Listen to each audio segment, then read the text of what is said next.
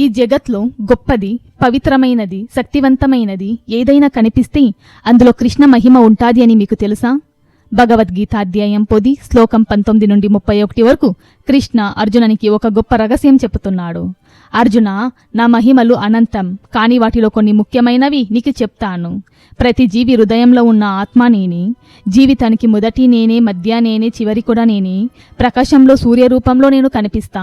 నక్షత్రాల మధ్య చంద్రుని శాంత వెలుగులో కూడా నేను ఉంటాను. వేదాల మధ్య సమవేదంలో నా మహిమ వినిపిస్తుంది. దేవతల్లో ఇంద్రుని శక్తిలా, జీవిల్లో చైతన్యంలో కూడా నేను ఉంటాను. రుద్రల్లో శంకరిని రూపంలో, పర్వతాల మేరులో గొప్పతనంలో, సముద్రం యొక్క అపవర్తంలో కూడా నా వైభవం కనిపిస్తుంది.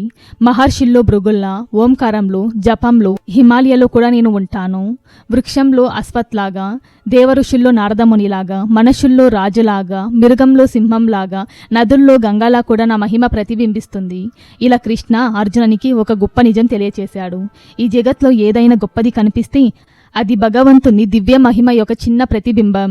సనాతన ధర్మంపై మీకు ప్రేమ ఉంటే ఈ ఛానల్ని సబ్స్క్రైబ్ చేసి మన కుటుంబంలో భాగం అవ్వండి. ప్రతిరోజు ఇలాంటి ఆత్మీక జ్ఞానం, భగవద్గీత రహస్యాలు, పురాణ కథలు మీకోసం తీసుకువస్తాం. మీ సపోర్ట్ మాకు చాలా ముఖ్యం.